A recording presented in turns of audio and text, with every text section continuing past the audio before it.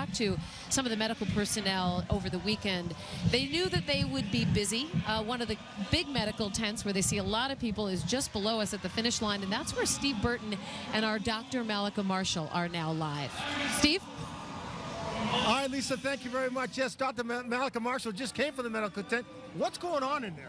So not too much activity yet, but they are bracing for potentially high numbers. And you and I can both attest to the fact that it is cold and it is wet. And you see the runners coming off, and they're soaked in sweat and they're soaked in rain at this point.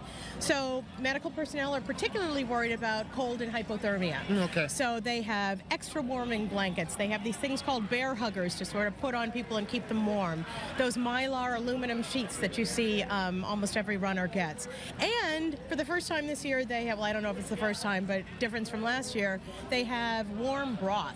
So soups, chicken soup, and other things to warm people up when they go into the tent. So, And all that is good stuff. yeah, and I think in a couple of hours we're going to start seeing a lot more people being wheeled into that tent. Now, we've seen people that walk by us, okay, with no shirt on, but one guy walked by barefoot.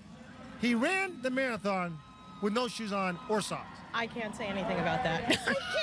I mean, there are people with shoes and socks who are getting foot ulcers and blisters. I can't even imagine what kind of wear and tear that is on someone's bare naked feet. Unbelievable. All right. Well, you know what? Tell them what the temperature out is. For all those that are back at home. What is it? I mean, it's cold. It's cold. And rainy, the wind and wet. chill. It is absolutely miserable. Glad to be here. Glad to be here. All right, Lisa, let's go back to you. For a second there, Steve, I thought you were putting her on the spot as a meteorologist. I thought, I was. she can do I double was. duty.